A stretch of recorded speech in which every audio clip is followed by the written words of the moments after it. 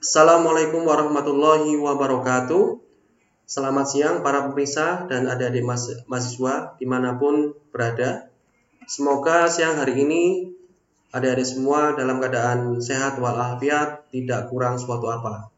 Tetap jaga kesehatan dan tetap di rumah pada masa pandemi COVID-19 ini.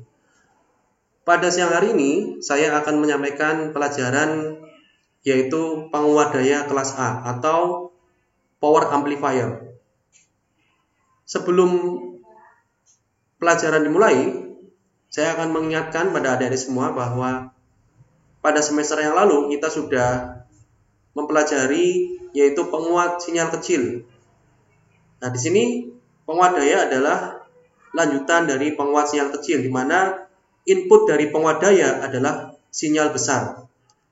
Ada beberapa kelas pada penguat daya, yaitu kelas A, kelas B, kelas AB, kelas C, dan kelas D.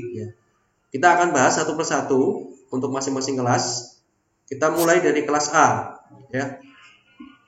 Ada suatu sistem penguat, biasanya penguat daya berada pada bagian akhir tahapan penguatan. Penguat daya ini dimaksudkan untuk memberikan daya maksimum pada beban yang berupa biasanya bisa loudspeaker, penggerak, atau kumparan, atau bisa yang lainnya. Kemudian nanti yang akan kita fokuskan pada pembahasan penguat daya adalah efisiensi penguat, kemudian daya keluaran penguat maksimum, kemudian adalah penyesuaian impedansi. Seperti itu. Tadi sudah sampaikan bahwa input dari sinyal penguat daya adalah sinyal besar, sehingga di sini kita mempertimbangkan sebuah transistor yang memiliki kemampuan daya yang besar. Beda halnya dengan penguat sinyal kecil, kita bisa menggunakan transistor yang memiliki kemampuan daya yang kecil. Ini adalah contoh diagram blok penguat akhir, di mana saya berikan contoh adalah audio amplifier atau penguat audio. Pada bagian input, ini adalah masuk sinyal input berupa sinyal besar, masuk ke penguatan awal atau preamp. Kemudian outputnya baru masuk ke pengatur nada. Pengatur nada ini bisa mengatur volume, tinggi rendahnya suara, treble, bass. Kemudian dari situ baru keluarannya adalah masuk ke inputan penguat akhir atau power amplifier. Lalu kemudian di bagian output di sini penguat akhir masuk ke beban yang berupa loudspeaker. Karena di sini kita memberikan contoh sebuah audio amplifier atau penguat audio. Baik, kita kembali ke penguat kelas A. Sebelum kita melihat rangkaiannya dan membahas rangkaiannya, ada ciri-ciri yang perlu adik-adik ketahui, yaitu yang pertama, untuk penguat daya kelas A itu menghasilkan sinyal output sesuai dengan sinyal input selama satu siklus penuh atau 360 derajat. Kemudian ciri yang kedua adalah arus kolektor mengalir terus-menerus meskipun tidak ada sinyal input pada transistor, sehingga transistor ini akan menerima panas karena adanya arus kolektor tersebut. Karena banyaknya daya yang terdisipasi dan terbuang menjadi panas pada transistor, maka efeknya adalah efisiensi penguat ini sangat rendah. Efisiensi penguat sangat rendah karena dayanya sebagian besar terbuang menjadi panas. Nah, kita lihat di bawah ini adalah grafik karakteristik dari penguat kelas A. Adik-adik bisa lihat di sini, ini adalah garis beban, baik DC maupun AC. Sumbu vertikal ini melambangkan arus kolektor, sedangkan sumbu horizontal ini adalah tegangan kolektor emitter atau VCE. Kita lihat di sini pada sisi input, di sini ada sebuah sinyal yang masuk atau berada pada inputan dari transistor, yaitu pada arus basis. Jadi input masuk melalui kaki basis. Dari input ini, pada bagian kolektor ini nanti akan muncul sebuah arus kolektor DC.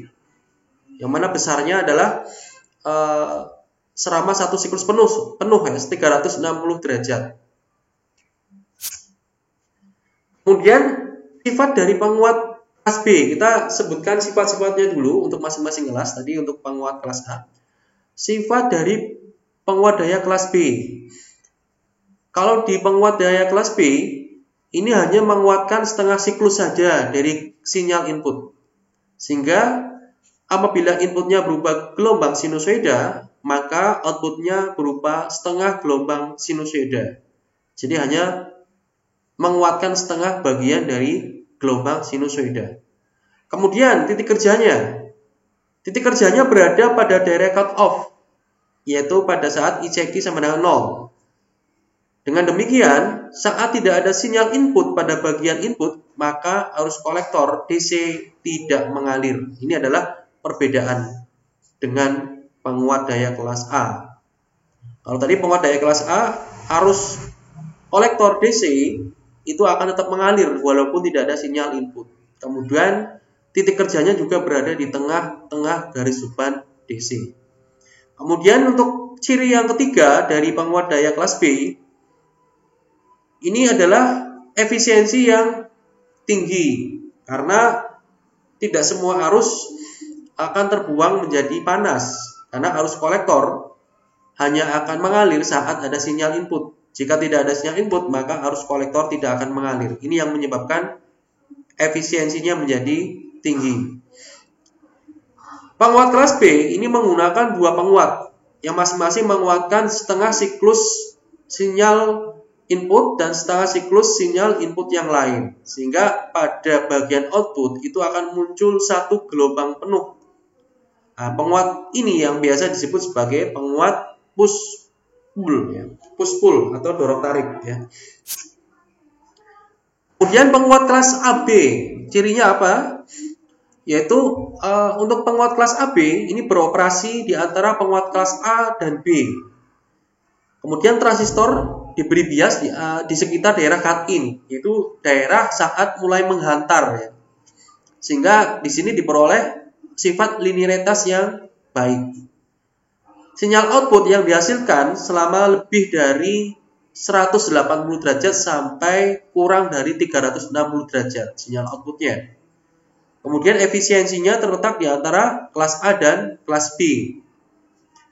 Penguat kelas AB ini digunakan dalam penguat push pull ini untuk memperbaiki linearitas. Nanti kita akan bahas kekurangan dari penguat kelas B sehingga perlu diperbaiki dengan menggunakan penguat daya kelas AB.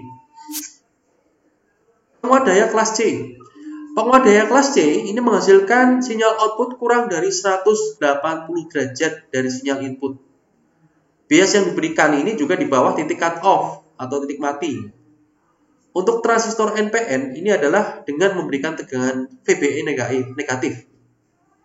Kemudian efisiensi daya sangat tinggi karena hidupnya transistor hanya sebentar saja. Ini yang paling besar efisiensi adalah kelas C karena yaitu tadi transistor hidup hanya dalam waktu yang sangat singkat. Penguat kelas C banyak digunakan pada penguat dengan rangkaian tertala atau resonansi, seperti pada penguat akhir sebuah pemancar. Nah, ini beberapa karakteristik dari gelombang kelas A, kelas AB, kelas B, kelas C, ya. Bisa kita lihat di sini. Ini adalah kelas A, di mana outputnya selama satu siklus penuh 360 derajat. Sedangkan kelas B ini hanya setengah siklus atau 180 derajat. Kelas AB ini di antara kelas A dan kelas B, di mana outputnya adalah berada pada siklus 180 derajat sampai 360 derajat. Kemudian selanjutnya kelas C, ini kurang dari 180 derajat outputnya. Untuk satu siklus input ini hanya sebesar kurang dari 180 derajat. Ini adalah karakteristik output, sinyal output pada masing-masing kelas penguat daya. Penguat daya kelas A, beban resistor. Ini kita bahas untuk penguat daya kelas A dengan beban resistor. Fokus pembahasan ini adalah analisis sinyal besar dan perhitungan daya ya. Nah, untuk perhitungan titik kerja atau garis depan ini telah dibahas pada mata kuliah elektronika 1 ya, maaf ini elektronika 1.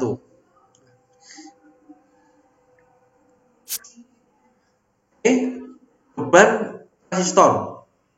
Daya pada beban atau daya output bisa dibilang sebagai daya output. Apabila sinyal output yang mengalir pada sebuah resistor ini berupa sinyal sinusoida, maka kita bisa mendapatkan daya beban rata-rata pada resistor tersebut dengan persamaan 1. Atau kita notasikan sebagai PL. PL ini adalah daya output. Di mana daya output ini adalah nilainya adalah PL sama dengan ICM kuadrat kali RL per 2. Di mana ICM ini adalah arus AC atau harga puncak dari sinyal output AC. Ya.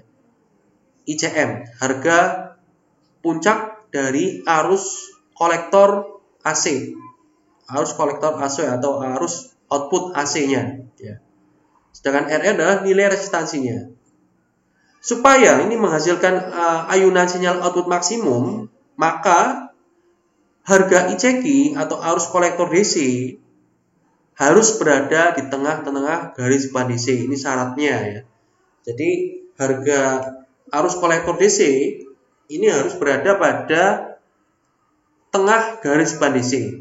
Sehingga pada kondisi seperti ini, pada saat ICQ sama dengan berada di tengah garis depan DC, maka nilai arus puncak kolektor AC itu sama dengan arus kolektor DC. Atau ICM sama dengan ICQ. Ini saat titik kerja arus kolektor DC berada di tengah-tengah garis depan DC. Ini akan menghasilkan nilai di mana arus kolektor AC sama dengan arus kolektor DC-nya. Atau ICM sama dengan ICQ. Oke, ini kita lihat sinyal input dan sinyal output ya. Seperti yang tadi dijelaskan ya. Ini grafiknya hampir sama ya. Sumbu vertikal melambangkan arus kolektor, sedangkan sumbu vertikal horizontal melambangkan tegangan kolektor emitor. Di mana di sini kita bisa lihat ya, ini adalah sinyal inputnya, sinyal input, kemudian sinyal output akan jatuh pada kaki kolektor atau arus kolektor.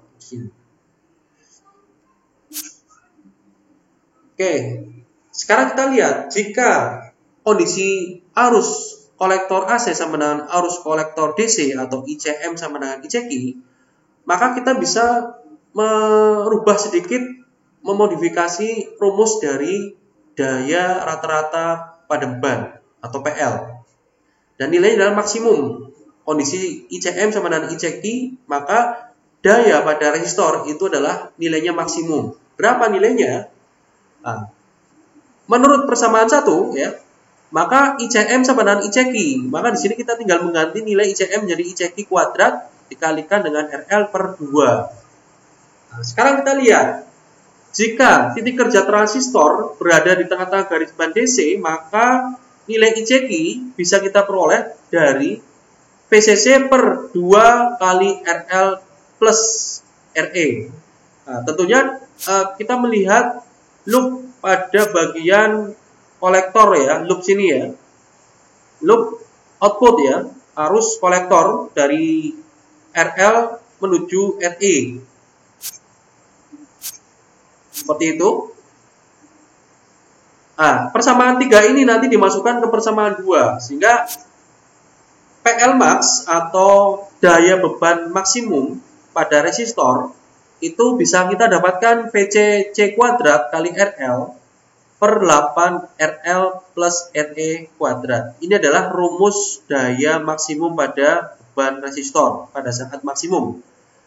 Kita bisa menggunakan rumus ini nomor 4 atau rumus nomor 2, sebenarnya sama. Cuma parameter ICQ nanti kita masukkan ke dalam persamaan 2. Persamaan 3 kita masukkan persamaan 2 sehingga menghasilkan persamaan 4. Anda bisa menggunakan persamaan 2 atau persamaan 4. Kita lihat di sini.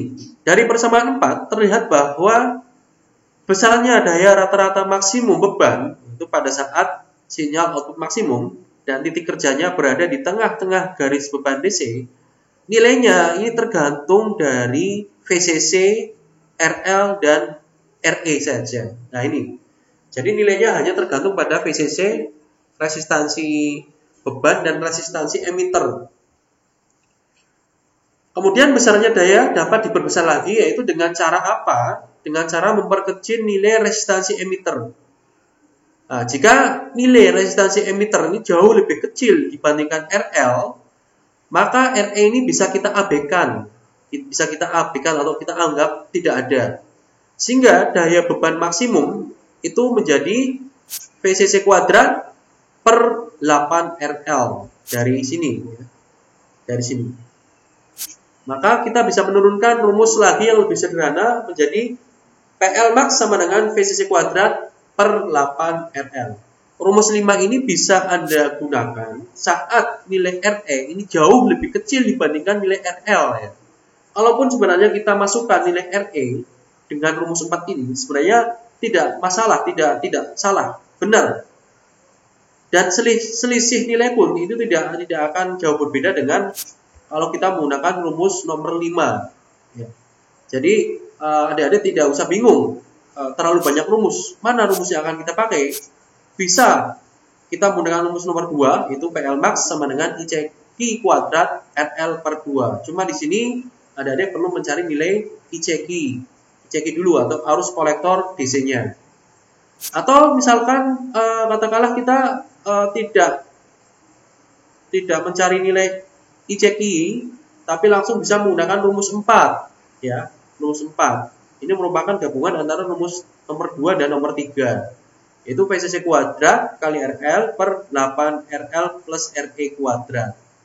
Kemudian kita juga bisa menggunakan rumus nomor 5 saat nilai RE dianggap jauh lebih kecil nilainya dibandingkan dengan nilai resistansi beban atau RL. Nah ini maka kita bisa menggunakan rumus yang sederhana, yaitu PL max sama dengan VCC kuadrat per 8 RL. Nah, meskipun nilai nilai RE ini diabaikan atau dianggap tidak ada dalam perhitungan, tetapi dalam kondisi real sebenarnya dalam rangkaian ini tetap harus ada nilai RE, harus terpasang nilai resistansi emitter. Agar apa? Tercapai stabilitas bias yang baik. Syaratnya apa? Nah, kita bisa lihat di sini syaratnya, yaitu dengan kita melihat di sini beta RE itu harus nilainya sama dengan atau lebih besar dari 10 resistansi basis atau RB. Ya. Ini ada syaratnya. Jadi nilai dari resistansi emitter syaratnya adalah beta kali RE itu lebih besar atau sama dengan 10 resistansi basis. Sekarang kita lihat daya input atau daya catu daya yang kita notasikan sebagai PCC ya. Tadi kita bahas daya output atau PL. Sekarang kita lihat daya input atau PCC. Daya rata-rata pada input ini diberikan oleh daya catu daya kepada rangkaian kolektor pada bagian kolektor. Atau dengan kata lain ya, PCC atau daya input itu adalah daya rata-rata dari satu daya yang dipakai oleh rangkaian. Jika sinyal output berbentuk sinusoida tanpa cacat ini, maka nilai daya inputnya itu adalah PCC kali ICQ atau persamaan 7. Ini mudah. Rumusnya mudah. Ini rumus dasarnya. Jika sinyal output ini berupa sinyal sinusoida tanpa cacat, itu PCC sama dengan PCC kalikan dengan ICQ. Kemudian jika titik kerja berada di tengah atau dalam kondisi maksimum ICQ sesuai dengan persamaan 3, maka kita bisa memasukkan nilai ICQ ke dalam persamaan 7. Sehingga kita menghasilkan persamaan 8, yaitu PCC sama dengan PCC kuadrat per 2 RL plus RE. Ini dalam keadaan kondisi maksimum atau puncak ya, nilai puncaknya. Jika kondisi berada pada kondisi tidak puncak, ya maka bisa kita kembalikan ke rumus awal, yaitu VCC kalikan dengan ICQ. Tinggal kita mencari nilai arus kolektor DC-nya atau ICQ-nya.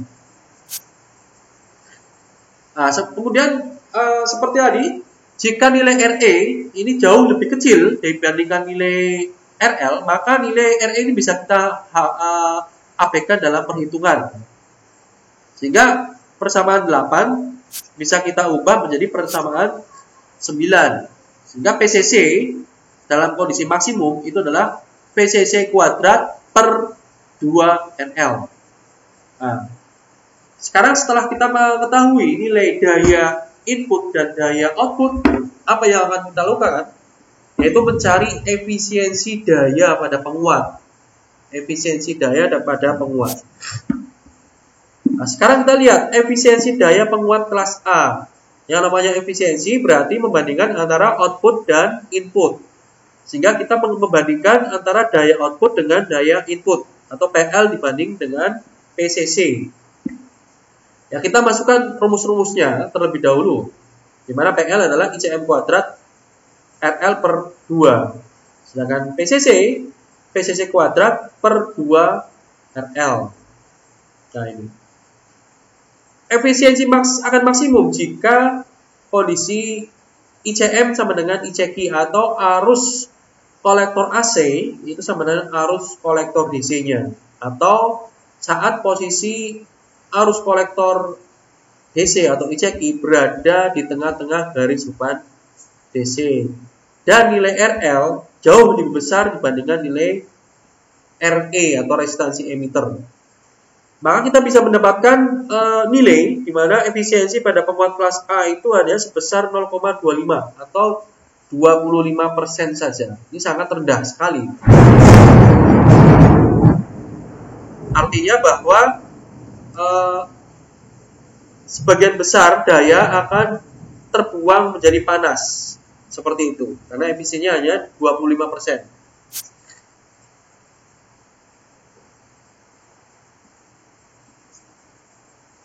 Efisiensi penguat ini yaitu mulai dari 0 pada saat tidak ada sinyal pada bagian input atau pada bagian output sampai 25% pada saat sinyal outputnya maksimum. Nilai 25% dari nilai output maksimum. Hanya dayanya efisiensinya hanya 25% saja. Kemudian kita menghitung juga daya rata-rata transistor. Ini kita hitung juga. Atau daya rata-rata transistor atau PC. Nah, daya transistor ini adalah daya yang dikeluarkan oleh satu daya dikurangi dengan daya pada beban sama resistansi emitter. Ya.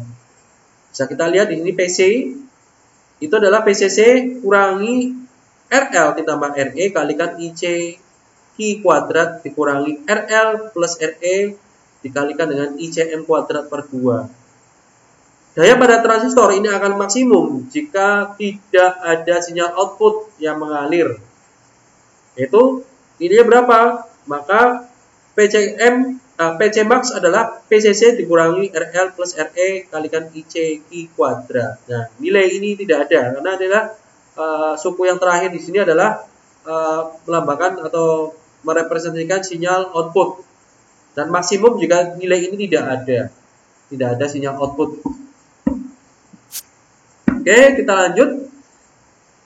Jika nilai PCC dan ICQ kita masukkan pada nilai daya transistor, maka kita bisa mendapatkan persamaan 14, di mana daya transistor maksimum itu adalah PCC kuadrat per 4 RL plus RE.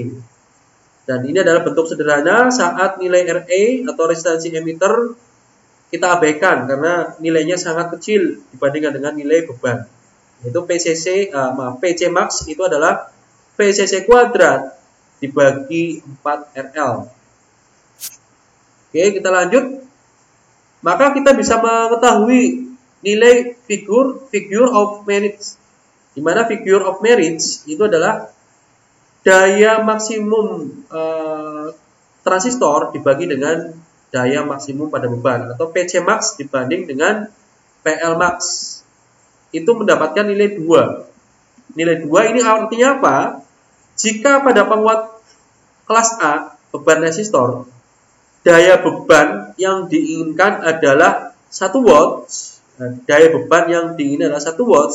maka kita perlu menggunakan transistor yang memiliki daya maksimum adalah 2 watts ya. Jadi PC max dibagi PL max sama dengan 2. Artinya jika kita merancang sebuah penguat daya kelas A dengan daya bebannya itu adalah 1 watts, maka kita harus memilih transistor untuk merangkai penguatan ini dengan karakteristik daya maksimumnya adalah maksimal 2 watts ya. Jadi besar ya. Hanya untuk mendrive beban 1 watts kita butuh transistor dengan daya 2 watt. Ini sangat tidak efisien.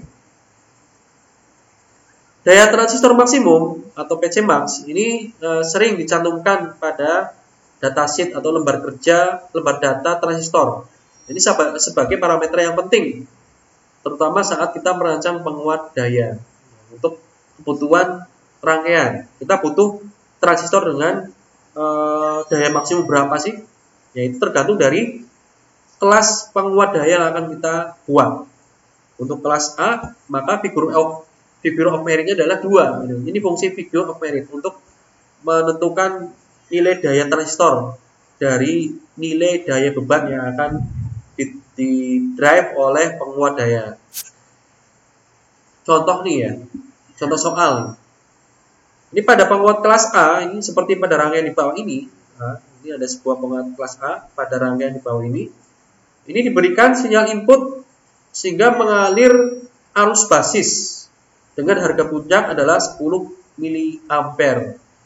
Jadi di sini ada sebuah sinyal input yang mana akan mengalir sinyal input di kaki basis, yang mana harga puncak dari arus basis itu adalah 10 mA.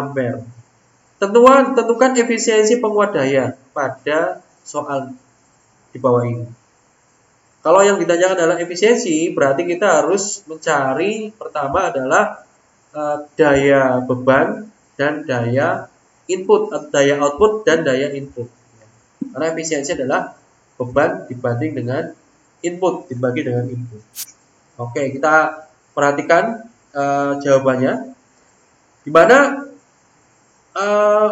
kita mencari arus basis DC dulu ya, atau IBQ-nya. IBQ-nya ini adalah bisa kita peroleh dari rangkaian itu adalah PCC min VBE per RB.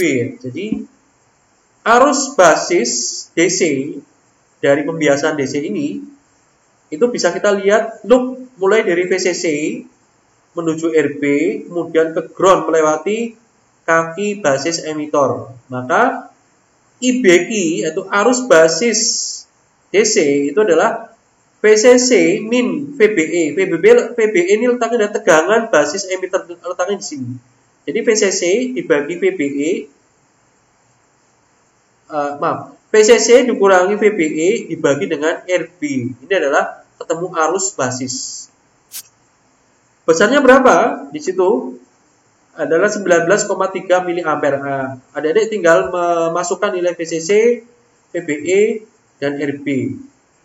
VBE jika tidak ada dalam soal, ini biasanya kalau silikon nilainya adalah 0,7 ya, volt, 0,7 volt untuk silikon, untuk transistor silikon. Nah, baru kemudian kita mencari nilai ICQ-nya. ICQ-nya adalah beta penguatan transistor dikalikan dengan nilai basis DC-nya atau IBQ. Mana nilai penguatannya adalah 25 betanya dikalikan dengan nilai IBQ-nya. IBQ-nya arus basis DC-nya adalah 19,3 mA. Ketemunya adalah 0,48 ampere arus kolektor DC. Nah, sekarang kita lihat arus kolektor AC. Nah, tujuannya apa sebenarnya? Tujuannya hanya untuk mengetahui kondisinya rangkaian itu adalah berada pada kondisi maksimum atau tidak, yaitu dengan membandingkan antara ICQ dan ICM. Jika nilainya tidak sama, berarti kita menggunakan rumus-rumus yang umum saja, ya, bukan rumus maksimum. Nah, ICM atau arus kolektor AC itu bisa kita peroleh dari penguatan beta ini dikalikan dengan arus basis AC, di mana arus basis AC tadi nilai maksimumnya atau nilai puncaknya itu berada di nilai 10 mA. Ini nilai IBM-nya, nilai IBM-nya. Maka nilai ICM atau arus kolektor AC ini adalah 250 mA. Nah, di sini bisa kita lihat bahwa nilai ICQ dan ICM itu tidak sama. Artinya rangkaian tersebut di atas ini tidak berada pada kondisi maksimum. Sehingga kita menggunakan rumus-rumus umum yang saja. Nah, contohnya daya pada beban atau PL. PL kita menggunakan rumus pertama atau yang umum, yaitu ICM kuadrat kali NL per 2. Ya. Jadi nilai ICQ-nya tidak kita masukkan karena tidak sama nilainya dengan ICM. Yaitu 0,25 kuadrat dikalikan dengan 20. Ini dibentuk dalam ampere ya, 250 mA dibuat dalam satuan ampere per 2. 0,625 watts. Ini adalah daya beban pada beban resistor. Kemudian daya input yang ada pada satu daya, maka kita menggunakan rumus pertama atau rumus awal karena kondisinya bukan pada kondisi maksimum, yaitu PCC, daya input itu adalah rumus umumnya adalah ICQ kali PCC atau PCC kali ICQ sama saja. Nah, PCC berapa? PCC adalah 20 dikalikan dengan ICQ. ICQ-nya di sini bisa kita peroleh tadi 0,48 ampere. Sehingga kita masukkan nilainya. PCC sama dengan ICQ kalikan PCC. PCC sama dengan ICQ kalikan PCC. Atau 0,48 dikalikan dengan 20. Ketemunya adalah 9,6 watts. Efisiensi penguat kita hitung PL per PCC atau 0,625 per 9,6 kali 100% untuk bisa melihat persentasenya. Efisiensi ketemu adalah 6,5% saja. Sangat kecil sekali efisiensinya. Karena tadi maksimum pada kelas A, efisiensi maksimum itu berada pada nilai 25%. Sedangkan rangkaian di atas ini hanya ketemu efisiensinya 6,5% saja. Jadi disipasi daya menjadi panas itu sangat besar. Efisiensinya sangat kecil. Ini tidak bagus. Kemudian penguat daya kelas A dengan beban trafo, di mana beban yang sesungguhnya sebenarnya adalah sebuah resistansi RL. Nah, misalkan sebuah loudspeaker. Cuma di sini antara RL atau loudspeaker ini dihubungkan dengan sebuah trafo dengan kaki kolektor transistor tersebut. Atau bisa kita lihat dari rangkaian di sini ya, pada kaki kolektor ini dihubungkan dengan sebuah trafo, yang mana pada kumparan sekunder trafo ini baru terhubung dengan sebuah resistansi beban RL. Dalam sebuah trafo kumparan perlu kita ingat di sini ada kumparan primer, ada kumparan sekunder. Dan ini NP adalah jumlah kumparan primer dan NS adalah jumlah kumparan sekunder. Ya. Itu adalah prinsip sebuah trafo. Dan kita mengetahui untuk sebuah trafo untuk nilai perbandingan atau rasio itu rasio kumparan primer, jumlah kumparan primer dibanding dengan jumlah kumparan sekunder itu sama dengan rasio tegangan primer dibanding tegangan sekunder. Dan ini berbanding terbalik dengan rasio arus, di mana NP per NS itu adalah IS per IP atau arus sekunder dibanding arus primer. Jadi kalau antara jumlah kumparan dengan tegangan ini sebanding ya. Jadi primer dibanding sekunder. Tapi jika antara kumparan, jumlah kumparan dan arus ini akan berbanding terbalik. Sehingga kita peroleh di sini PP per IP itu sama dengan PP per PS kalikan IS per IP kalikan PS per IS. Atau kita peroleh persamaan satu di sini, di mana RL aksen itu adalah N kuadrat kali RL. N itu adalah apa? Rasio. Rasio itu bisa ini perbandingan jumlah lilitan kumparan atau perbandingan tegangan atau perbandingan arus. N ini adalah rasio. Sedangkan RL aksen ini adalah resistansi yang dilihat di sudut pandang kaki kolektor di sini. RL aksen. Jadi ini RL, sini RL aksen, letaknya di sini ya. Jadi resistansi yang dilihat dari sudut pandang kaki kolektor. RL aksen itu adalah N kuadrat kali dengan RL. Beban AC yang dirasakan oleh kolektor pada bagian primer trafo ini adalah RL aksen ya, tadi yang saya sebutkan. Sedangkan beban DC yang dirasakan oleh kolektor adalah 0, karena secara ideal resistansi DC trafo adalah 0 ya. Untuk ideal trafo itu resistansinya 0. Nah, kita lihat di sini. Ini garis beban DC, di mana titik Q-nya ini garis beban AC-nya, garis beban AC. Ini slope-nya min 1 per RL aksen per PCE. Sedangkan garis beban DC-nya ini slope-nya adalah min 1 per RE. Kemudian daya rata-rata beban. Daya rata-rata beban, saya akan bacakan secara singkat ya.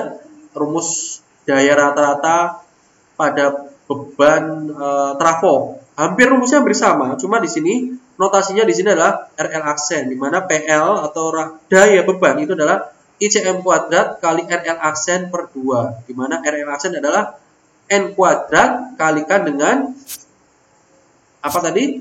RL ini. N kuadrat dikalikan dengan RL. Ini adalah R aksen.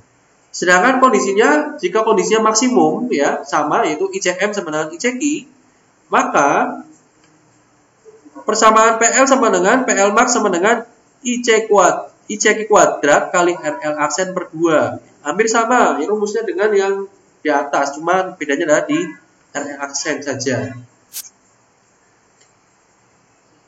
Nah, kemudian ini ada juga ya, ketika nilai RE-nya itu di apa namanya, RE-nya itu di diabaikan karena nilainya sangat kecil dibandingkan dengan nilai RE aksen.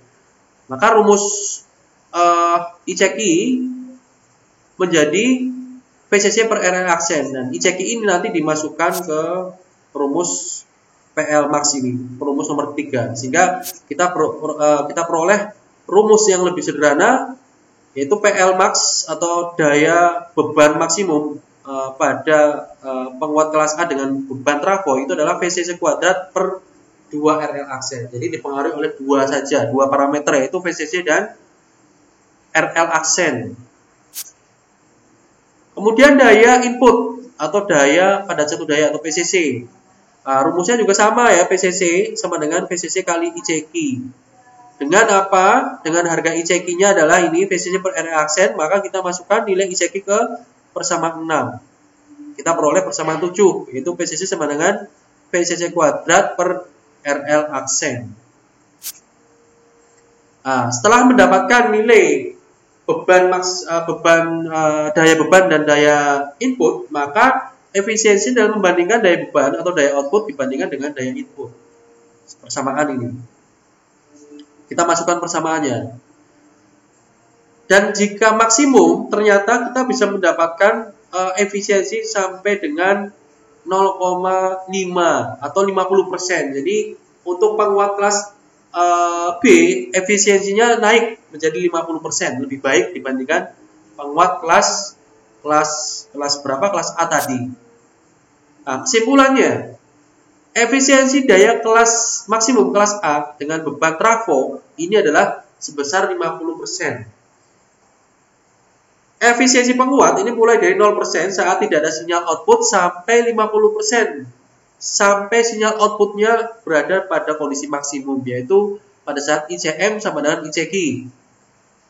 Sedangkan figure of merits pada penguat daya kelas A dengan beban trafo itu sama dengan 2. Untuk figure of merit tetap sama, tapi beban efisiennya lebih besar dibandingkan penguat daya kelas A dengan beban resistor.